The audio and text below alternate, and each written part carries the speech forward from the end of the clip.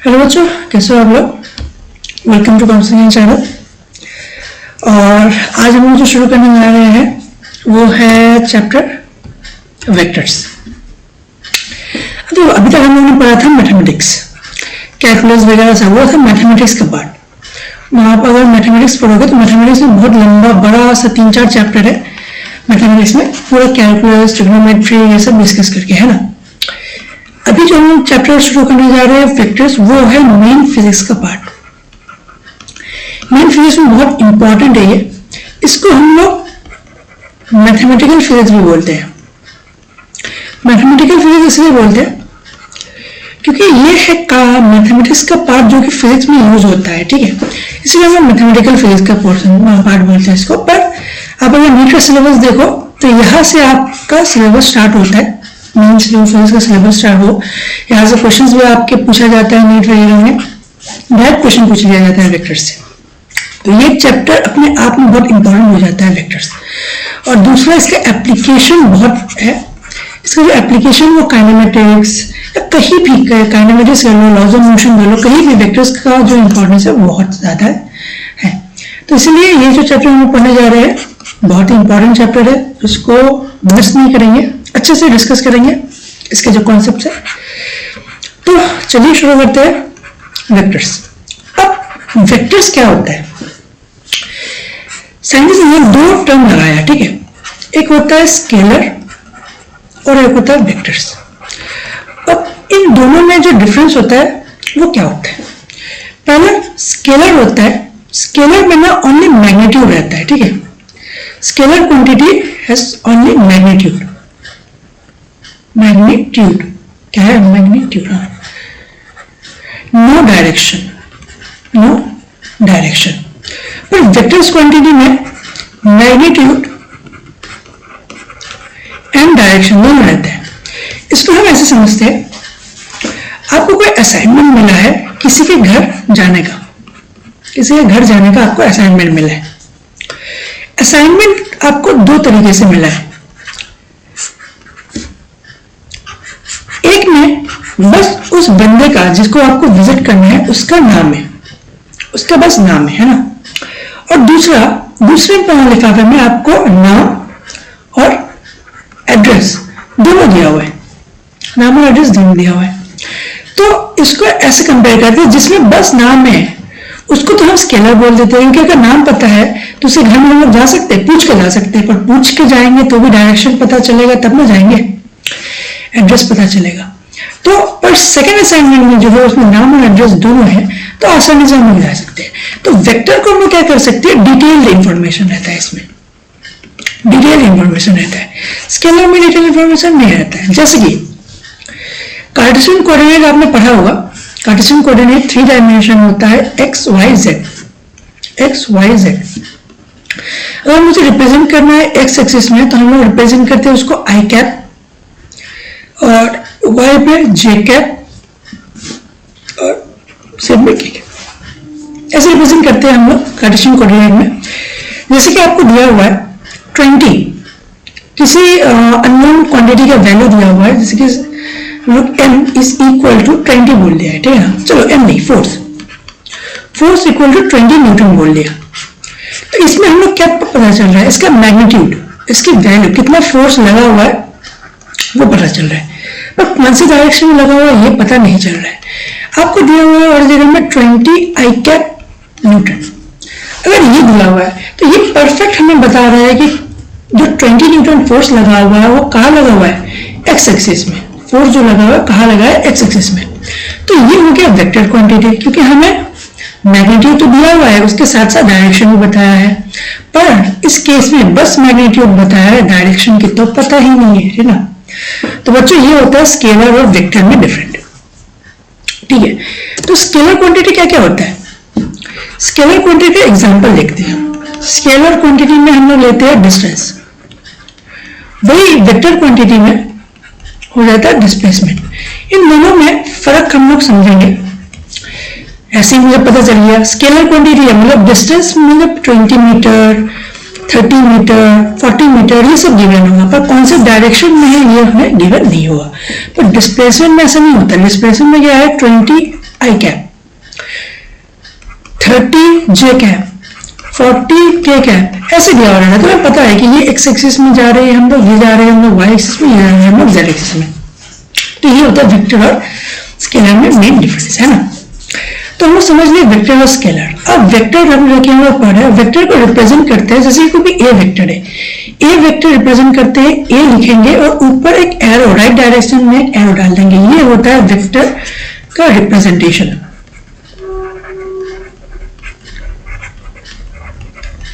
और इसी का मैग्नीट्यूड अगर निकालना होता है, मैग्नीट्यूड का रिप्रेजेंटेशन होता है ऐसे,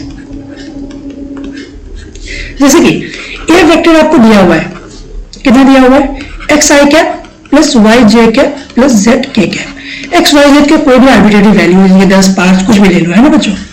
तो हम लोग मैग्नीट्यूड कैसे निकालेंगे, इसका फॉर्मूला होता है magnitude of a vector under root X square plus Y square plus Z square.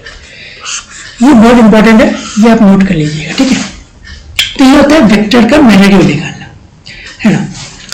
अब नेक्स्ट जो टॉपिक हम लोग पढ़ने वाले आ रहे हैं वो है टाइप ऑफ वेक्टर्स। वेक्टर हमने समझ लिया क्या होता है, अब हम लोग पढ़ने वाले हैं टाइप ऑफ वेक्टर्स। वेक्टर से कितने टाइप होते हैं, तो हेडिंग डालिए टाइप ऑफ वेक्टर्स। पहला हम लोग पढ़ते हैं पैरेलल, पहले हम लोग पढ़ेंगे पैरेलल वेक्टर्स। अब पैरेलल वेक्टर्स क्या होता है, इसको देखते हैं। Those vectors which have same direction, मतलब कोई भी आपको दो वेक्टर दिया हुआ है, वेक्टर ए और vector B.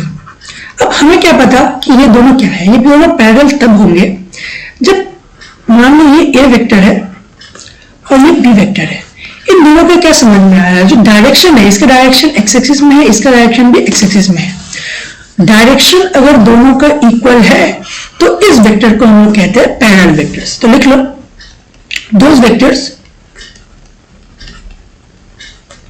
which have same direction are called क्या, पैरेलल वेक्टर्स।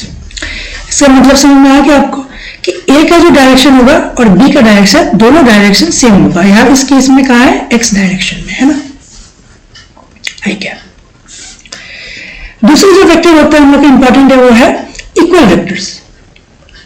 इक्वल वेक्टर्स का मतलब क्या, इक्वल से ही पता चल रहा है कि वेक्टर ए और वेक्टर बी का magnitude plus direction, magnitude and direction दोनों बोथ आर इक्वल। इसका मतलब क्या, ए वेक्टर और बी वेक्टर इन दोनों का जो मैग्नीट्यूड है वो सेम है।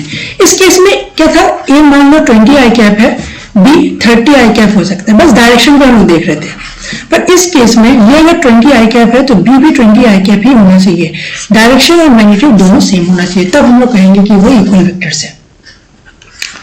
तीसरा आ गया हम लोग का नेगेटिव वेक्टर्स। इन सबसे नाम से ही पता चला नेगेटिव वेक्टर्स मतलब क्या, कि अगर ए अगर गिवन है मान लो 20 आई कैप, तो इसका नेगेटिव वेक्टर क्या होगा, बी। बी कितना हो जाएगा, -20 आई कैप। मतलब क्या, मतलब ये है equal magnitude, vector which have equal magnitude, magnitude तो इक्वल है बट इन ऑपोजिट डायरेक्शन। मतलब ये वेक्टर ए है, ये वेक्टर बी है। अब वेक्टर बी को हम लोग बोल सकते हैं, अच्छा वेक्टर का साइन जो है मैं भूल गया यहाँ पे देना, आप दे दीजिएगा, वेक्टर का साइन ही है। बी जो है वो माइनस ऑफ वेक्टर ए, ये होता है नेगेटिव वेक्टर, है ना। तो तीन चीज तो पढ़ ली हम लोग। चौथा चीज को इनिशियल वेक्टर, को इनिशियल वेक्टर। अब हम आप लोगों ने कोइनिशियल पॉइंट वगैरह, कोइनिशियल लाइन ये सब पढ़ा होगा। तो इस केस में कोइनिशियल वेक्टर्स जो होते हैं, सिंगल पॉइंट से जितने भी वेक्टर्स आपके बनते हैं, मैग्नीट्यूड कुछ भी हो, डायरेक्शन कुछ भी हो, इनिशियल पॉइंट सेम हो, इनको हम लोग बोलते हैं कोइनिशियल वेक्टर्स, है ना। सिंगल पॉइंट से वो ओरिजिनेट हो रहा है। ये हो गया वेक्टर ए, ये हो गया वेक्टर बी, ये सी, ये डी, पर सबका जो इनिशियल पॉइंट है वो है सी। इसको बोलते हैं हम लोग कोइनिशियल वेक्टर्स। नेक्स्ट जो इंपॉर्टेंट चीज है वो हम लोग का है नल वेक्टर्स। नल, और इसी को बोलते हैं जीरो वेक्टर्स। नल और जीरो वेक्टर्स में क्या होता है बच्चों, ये देखो अच्छे से, नल और जीरो वेक्टर का मतलब होता है इसका जो मैग्नीट्यूड है ना बच्चों, वो क्या होगा, जीरो। अब देखिए जितने भी हम लोग पढ़े ना, सबके इनिशियल लेटर के नाम जो है वो इसी से पता चल रहा है। जैसे कि यहाँ पे जीरो वेक्टर है तो मतलब मैग्नीट्यूड जीरो होगा। जैसे कि वेक्टर ए है, इसका मैग्नीट्यूड कितना है, जीरो, तो इसको क्या कहेंगे हम लोग, जीरो वेक्टर्स, है ना। तो हमने 5 चीजें पढ़ी है। अभी बहुत इंपॉर्टेंट, इसको मेन इंपॉर्टेंट मान करके रखना, वो होता है यूनिट वेक्टर्स। यूनिट वेक्टर्स, चलो यूनिट वेक्टर्स से भी, नाम से भी पता चल रहा है कि इसका जो मैग्नीट्यूड होगा वो क्या होगा, 1, मैग्नीट्यूड इसका 1 होगा। यूनिट वेक्टर्स को हम लोग रिप्रेजेंट करते हैं, ये लिखते हैं, उसके ऊपर ऐसा कैप डाल देते हैं, ए कैप, इसको बोलते हैं हम लोग यूनिट वेक्टर्स। तो इसका डेफिनेशन लिख लो, वेक्टर, चलो नीचे लिखते हैं, vector having unit magnitude, unit magnitude is called unit vector. इसको हम लोग, इसकी वैल्यू क्या होता है, इसकी वैल्यू होता है vector divided by its magnitude. अब ऐसा क्यों, मान लो कोई वेक्टर आपको दिया हुआ है 20 आई कैप, तो इसकी मैग्नीट्यूड क्या है, 20। अब अगर मुझे इसका यूनिट वेक्टर निकालना है, मुझे मैग्नीट्यूड क्या चाहिए, इस वेक्टर का मैग्नीट्यूड क्या चाहिए, 1। 1 कब होगा, जब इसको मैं 20 से डिवाइड करूंगा, 20 से डिवाइड करूंगा मतलब इसके मैग्नीट्यूड से डिवाइड करूंगा। तो इसीलिए हम लोग यूनिट वेक्टर को a divided by its magnitude करते हैं। ये होता है यूनिट वेक्टर का फॉर्मूला, है ना बच्चों। चलिए तो इसको अच्छे से लिखते हैं, vector divided by its magnitude. तो type, important type of vectors हम लोग का है जो हमने पढ़ लिया है, जो आपके क्वेश्चंस में आएगा वो हम लोग सब हम लोग देख लिया। अभी हम जो करने वाले हैं, अगला हेडिंग डालो, वो है एडिशन ऑफ वेक्टर्स। क्या होता है एडिशन ऑफ वेक्टर्स, ये बहुत सिंपल है। क्या वेक्टर को हम, जैसे कि वेक्टर ए है और वेक्टर बी है, वेक्टर ए का मैग्नीट्यूड कुछ है, वेक्टर बी का मैग्नीट्यूड है, सिंपली हम क्या इसको एल्जेब्रिक सम कर सकते हैं क्या। एल्जेब्रिक सम का मतलब जैसे कि 2 + 2 4 होता है, 3 + 6 9 होता है, ऐसे कर सकते हैं। ऐसे कब कर सकते हैं, जैसे कि मान लो वेक्टर ए है, वेक्टर ए है, इसका है 20 आई कैप प्लस 30 जे कैप, है ना। और वेक्टर बी है, इसका मैग्नीट्यूड है 40 आई कैप प्लस 70 जे कैप। तो इसको हम कैसे ऐड करेंगे, वेक्टर ए और वेक्टर बी के लिए हम एल्जेब्रिक सम नहीं करते, इसका एक अलग से एडिशन ऑफ वेक्टर्स होता है। इसका 2 मेथड होता है एडिशन ऑफ वेक्टर्स का, एक होता है ट्रायंगल, अच्छे से देखेंगे, ट्रायंगल लॉ ऑफ एडिशन। तो पहला पॉइंट लिखो, इंपॉर्टेंट पॉइंट में लिखो, पहला, vector do not follow algebraic sum, है ना। Vector do not follow algebraic sum। चलिए अब ट्रायंगल लॉ ऑफ एडिशन क्या होता है, इसको हम लोग देखते हैं। जैसे कि हम लोग के पास 2 वेक्टर है, वेक्टर ए ऐसे है और वेक्टर बी मान लो ऐसे है, इन दोनों को सम करना है हमें, है ना। तो हम क्या करते हैं, ग्राफिकली हम इसको, हम लोग इस पॉइंट को हम लोग बोलते हैं टेल और इस पॉइंट को बोलते हैं हेड, है ना। इस पॉइंट को टेल, इस पॉइंट को हेड। तो हम लोग क्या करते हैं, इन वेक्टर को टेल टू टेल और हेड टू हेड ज्वाइन करते हैं। जैसे कि ये टेल है, बी वेक्टर ऐसे है, बी वेक्टर ऐसे जा रहा है, और ए वेक्टर इसका टेल इसके टेल के साथ ज्वाइन हुआ, ए वेक्टर ऐसे, ये वेक्टर ए है, ये वेक्टर बी है ना। अब ट्रायंगल लॉ ये कहता है, ट्रायंगल लॉ ये कहता है, चलिए इसको हम क्या करते हैं, ऐसे लिखते हैं, ठीक है। मतलब इसका जो है हेड और टेल जॉइन होता है, ठीक है, हेड और टेल जॉइन है। ट्रायंगल लॉ के लिए एक डायरेक्शन में हेड और टेल, जैसे कि ये टेल है, इस डायरेक्शन में आ गया, यहाँ पे फिर बी है, यहाँ पे फिर बी है, ये ए है। अब जो थर्ड वेक्टर होगा इसके टेल से इसके हेड तक, ये हम लोग को रिजल्टेंट देगा, मतलब resultant A, vector A plus vector B. ये है triangle law of vector addition. तो इसको और अच्छे से समझते हैं। जैसे कि कोई वेक्टर है, वेक्टर ए है ना, अब वेक्टर बी, अब मेरे इन दोनों का डायरेक्शन देखना, इन दोनों का डायरेक्शन जो है टेल से हेड खत्म हो रहा है, फिर टेल से हेड स्टार्ट हो रहा है। पर इस केस में क्या है, टेल से टेल स्टार्ट हो रहा है, हेड से हेड एंड हो रहा है। तो जो थर्ड डायरेक्शन में, अपोजिट डायरेक्शन में जो वेक्टर जाएगा वो हमें देगा resultant vector A plus vector B. ये तो triangle law of vector addition है ना। चलिए अब इसका डेरिवेशन करते हैं कि रिजल्टेंट ये हम मैथमेटिकली निकालेंगे, तो कैसे निकालेंगे। तो हमने ग्राफिकली ड्रॉ किया था, ये वेक्टर ए, ये वेक्टर बी, और ये जो है वेक्टर आर हमारा रिजल्टेंट देता है। अब इसका प्रोजेक्शन लेते हैं, इस पॉइंट को नीचे ड्रॉप करते हैं और इसको एक्सटेंड करते हैं ना। अब ये क्या होगा, ये मान लो मैं क्या मान लिया, ये थीटा मान लिया, ये थीटा मान लिया। अब ये वाला एक कंपोनेंट होगा, ये वाला एक कंपोनेंट होगा, इसको मान लो मैं एक्स डैश मान लिया, इसको मान लो वाई डैश। बी को हम लोग दो टुकड़े में बांट देंगे, है ना, ये वाई डैश और ये एक्स डैश।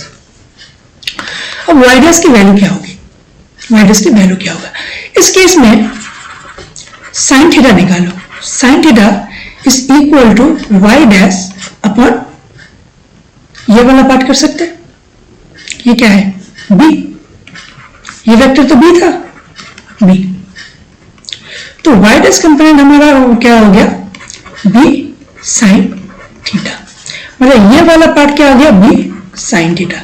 सिमिलरली इस केस में क्या होगा, cos theta is equal to base upon hypotenuse, मतलब x dash upon vector B, मतलब एक्स डैश आ गया हमारा वेक्टर बी कॉस थीटा। तो ये वाला क्या पार्ट क्या आ गया हमारा, बी कॉस थीटा। इसका मतलब क्या, देखो बी कंपोनेंट हमारा x और y दोनों एक्सिस में है। जैसे कि हम लोग कोई भी एक कार्टेशियन कोऑर्डिनेट ड्रॉ करते हैं और ऐसा ड्रॉ कर लिए, तो इसका मतलब क्या है, x, इसका जो एक कंपोनेंट x में आएगा, इसका कंपोनेंट y में आएगा। ये अगर थीटा है तो इसको हम लोग लिखते हैं, ये हम लोग b है b cos थीटा, इसको लिखते हैं b sin थीटा। कैसे आया, इस तरीके से, तो यही लिख दिया, ठीक है। तो हम लोग क्या करते हैं, रिजल्टेंट जो वेक्टर है इसका मैग्नीट्यूड होता है ना,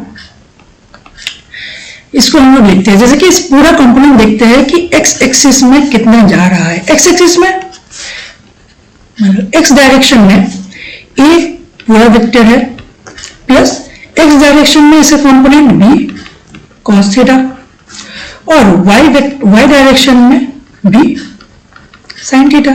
तो इसका जो रिजल्टेंट आता है मैथमेटिकली ये आता है x square plus y square. X square में कितना है, a plus B cos theta का होल स्क्वायर और y में है तुम्हारा b साइन थीटा का होल स्क्वायर।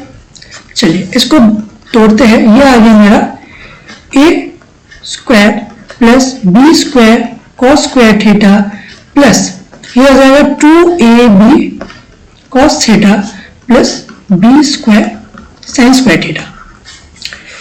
इसको फर्दर सॉल्व करेंगे, हमारा बी स्क्वायर और ये बी स्क्वायर कॉमन आ जाएगा, ये आ जाएगा हमारा A square plus B square common ले लिया तो यहां से आ जाएगा cos square theta plus sine square theta plus 2ab cos theta और b cos square theta plus sine square theta, इसकी वैल्यू 1 होती है।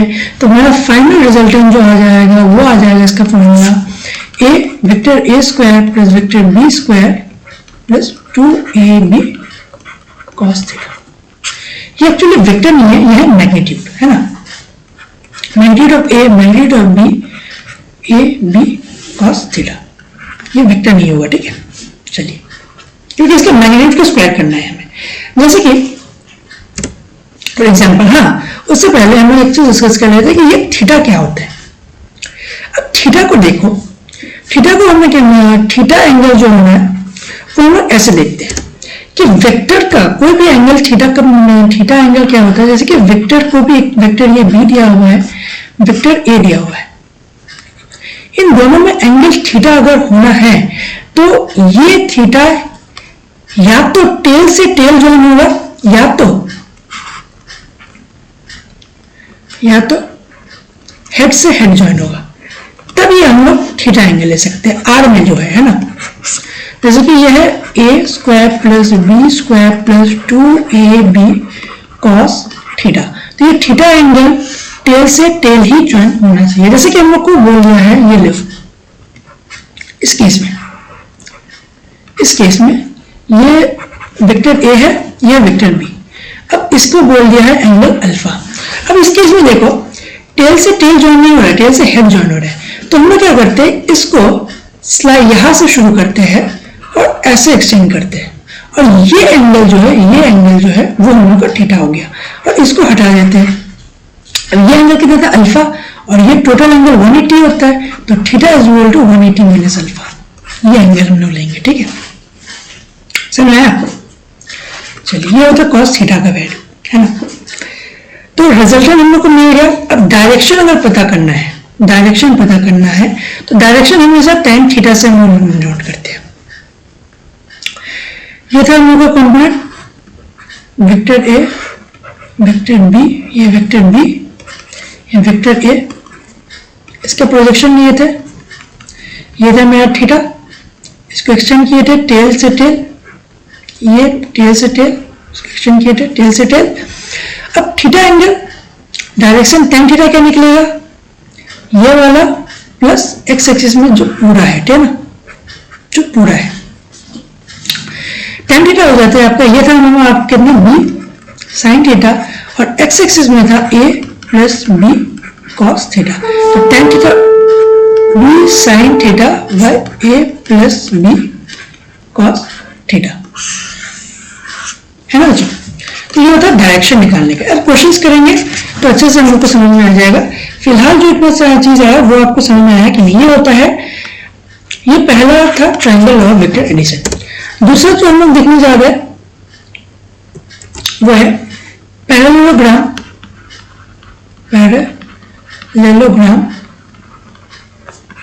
Law of vector addition.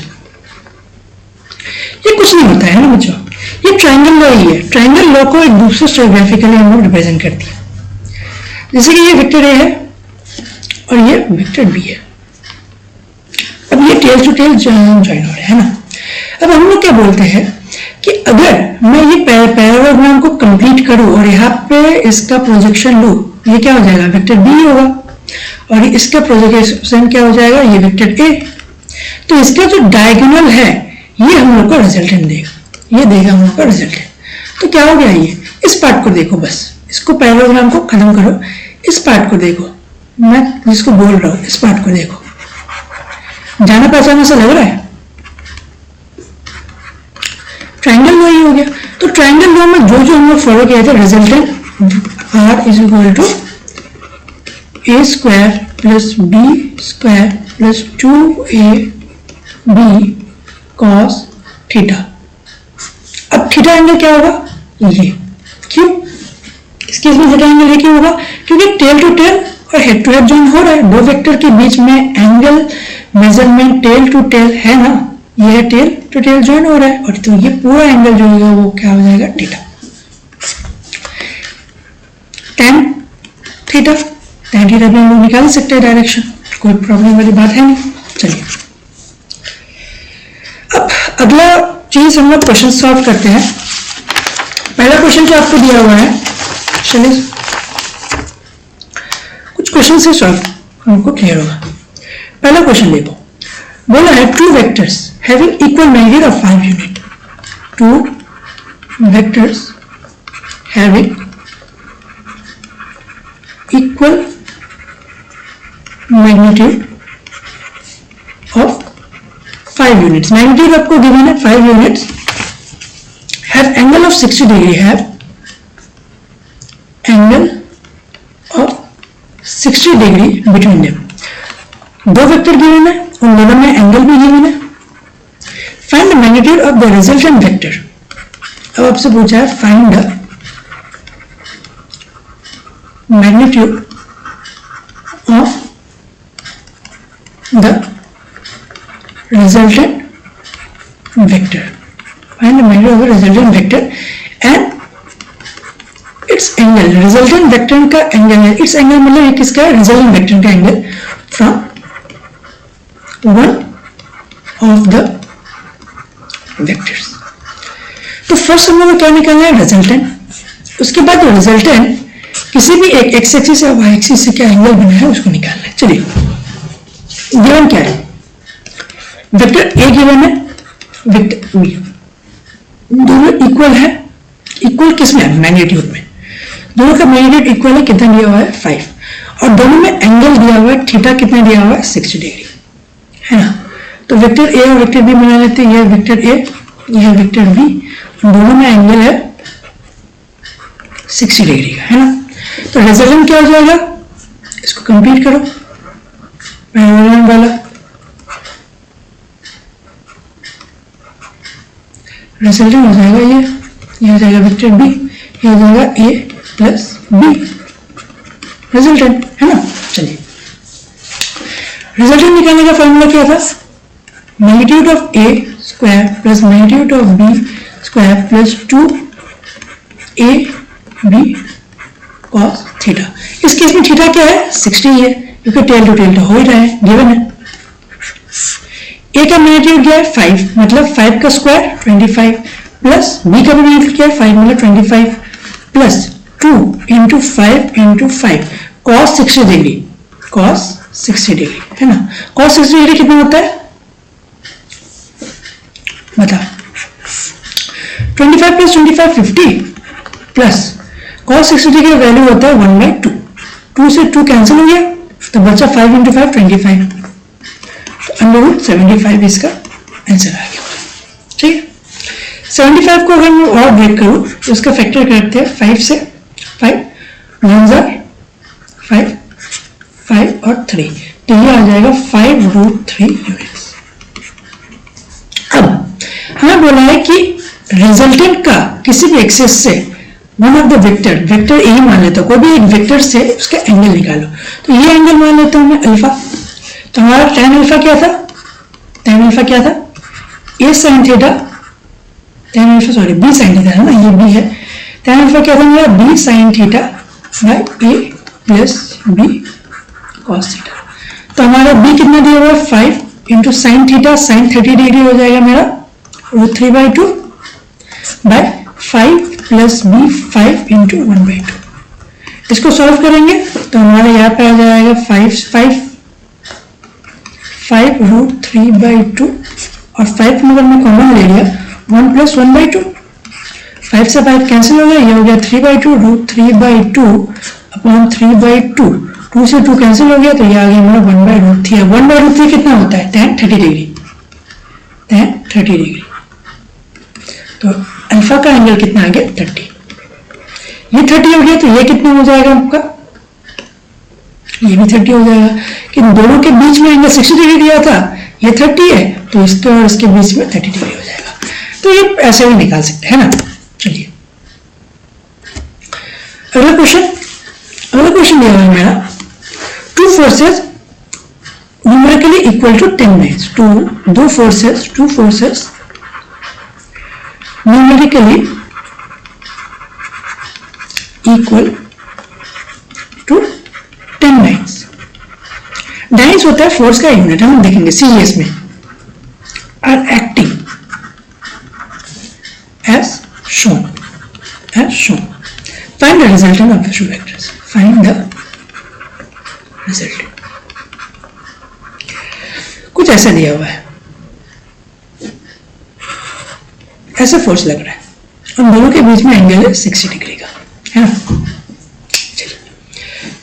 अब पर हमने बोला था कि जो थीटा में मिल जाएगा, रिजल्टेंट क्या हो जाएगा, रिजल्टेंट हो जाएगा ये मान लो a, ये मान लो b। रिजल्टेंट तो होता है a square plus b square plus 2 mod of a b cos theta. पर थीटा क्या होता है? टेल से टेल या तो हेड से हेड। इस केस में क्या है? हेड से टेल, तो ये तो होगा नहीं थीटा, तो मैं इसको करता हूं एक्सटेंड, इसको करता हूं एक्सटेंड, तो ये हो गया मेरा टेल से टेल। अब वेक्टर ए की जगह वेक्टर आ गया मेरा ये, तो ये एंगल जो है वो हो जाएगा थीटा। अब बताओ मेरा ये एंगल क्या होगा? ये एंगल होगा 180 माइनस 60 डिग्री मतलब 120। तो हमें कुछ नहीं करना है, हमें कुछ नहीं करना है। एक मैग्नीट्यूड 10 था, 10 का स्क्वायर मतलब 100 प्लस बी का भी 100 plus 2 into 10 into 10 into cos theta का लूंगा 120 डिग्री, बस खत्म answer. 100 plus answer 200 plus 2 into 10 into 10 cos 120 कितना होता है? -1/2। 2 से 2 कैंसिल हो गया, ये हो जाएगा -100, तो आंसर आ गया मेरा 100 मतलब 10 यूनिट। या ठीक है, चलिए अब जो हम डिस्कस करने वाले थे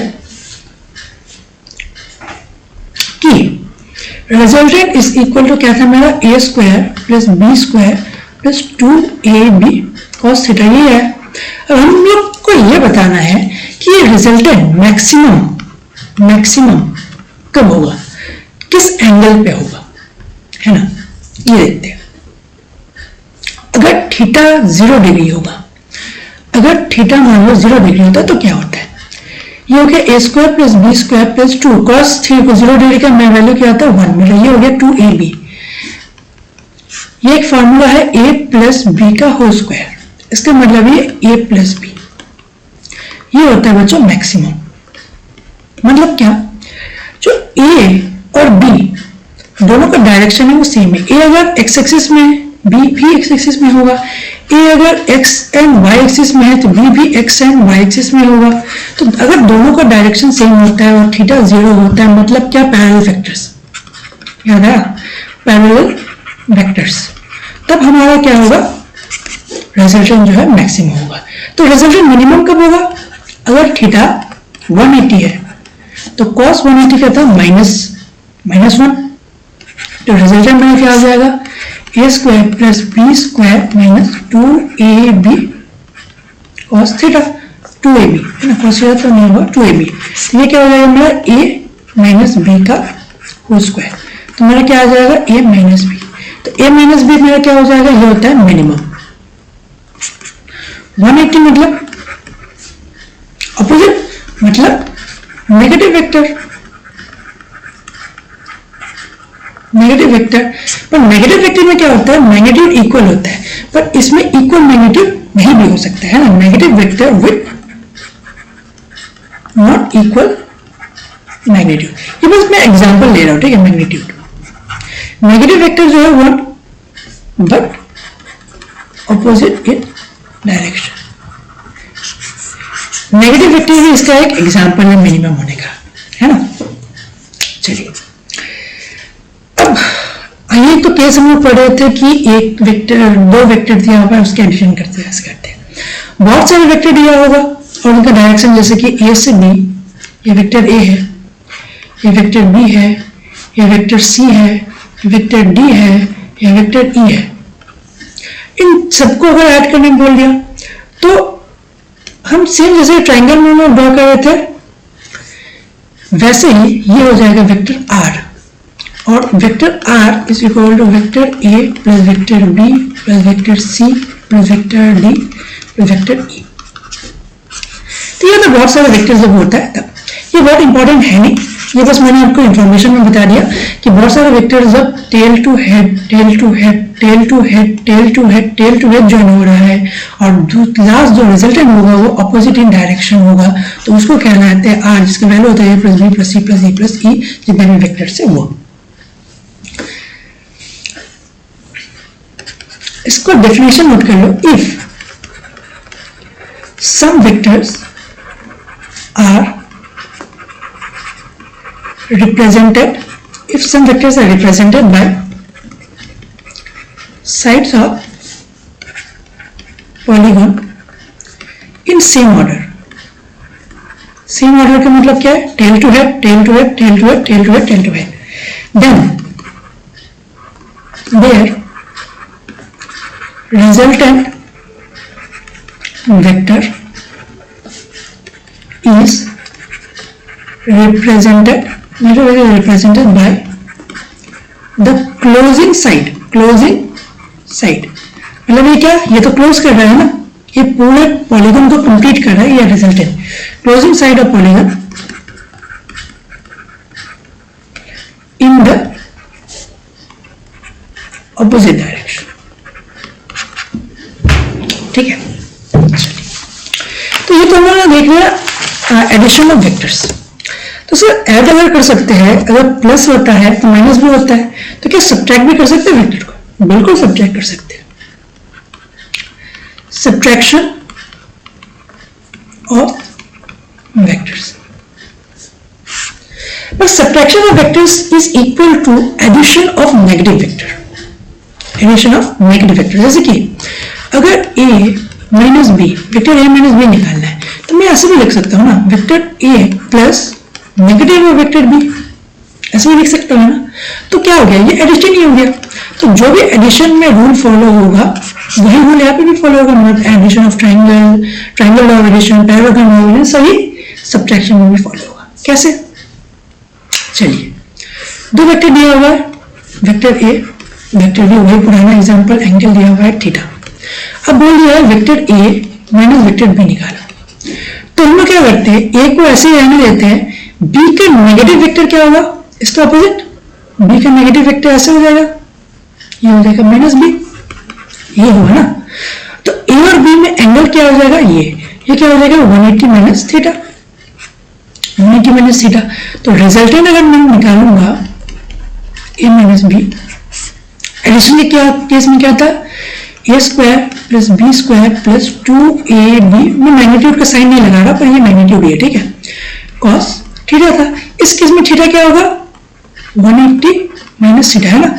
तो ये लिखूंगा मैं A square plus B square plus 2ab cos 180 minus theta. इस केस में थीटा ये वाला है, तो ये हो जाएगा मेरा क्या, under root A square plus B square minus 2ab cos theta, ये हो जाता है रिजल्टेंट। तो सब्ट्रैक्शन के केस में रिजल्टेंट क्या हो जाता है, A square plus B square minus 2ab cos theta, ये याद रखना, ठीक है। तो सब्ट्रैक्शन में एक क्वेश्चन करते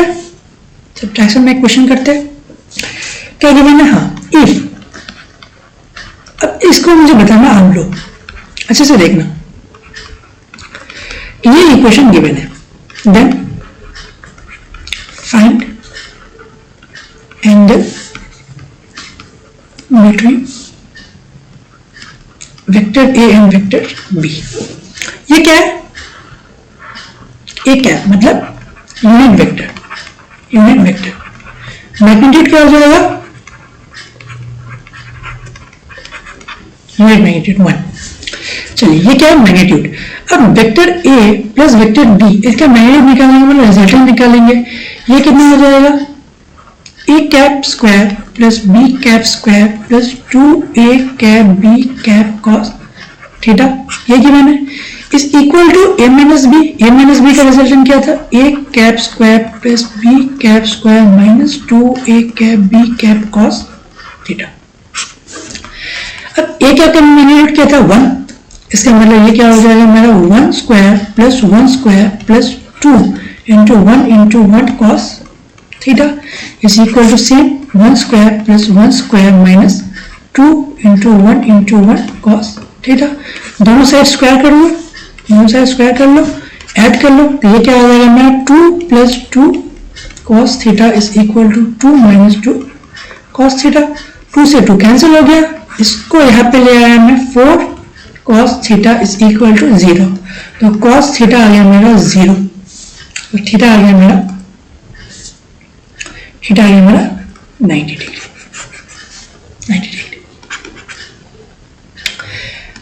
समझा? चलिए और एक क्वेश्चन कर लेते हैं, लास्ट क्वेश्चन आज के क्लास का। गिवन है वेक्टर ए गिवन है मेरा 3i cap plus 2j cap और वेक्टर बी गिवन है मेरा 2i cap plus 3j cap minus k cap. ये तीन मुद्दे हैं, ये 3 डायमेंशन में है और ये 2 डायमेंशन है। Then find a unit vector, then find, question है then find a unit vector along a minus b। तो इस केस में पहले मुझे vector a minus vector b निकालना पड़ेगा। Vector a minus vector b निकालना बोला, इसका रिजल्टेंट नहीं।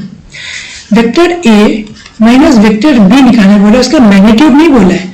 Vector a minus vector b तो डायरेक्ट x से x को माइनस करेंगे, y से y को माइनस करेंगे और z से z को माइनस करेंगे। 3i माइनस 2i हो जाता है मेरा i plus 2j minus 3j हो जाता है मेरा माइनस j और ये है प्लस 0 के, इसका मतलब 0 माइनस 1 माइनस माइनस 1 मतलब प्लस के। ये आ गया vector a minus vector b। अब इसके रिजल्टेंट अगर निकालने बोलेगा तब क्या करूंगा मैं? पूरे का स्क्वायर करूंगा resultant, magnitude x square plus y square plus z square, वही देखा था मैंने। इसका मतलब क्या? 1 square plus 1 square plus 1 square, इसका मतलब क्या? √3। अब यूनिट वेक्टर निकालना है मुझे। यूनिट वेक्टर का फॉर्मूला होता है vector a divided by its magnitude. Vector a क्या था मेरा? i cap minus j cap plus k cap.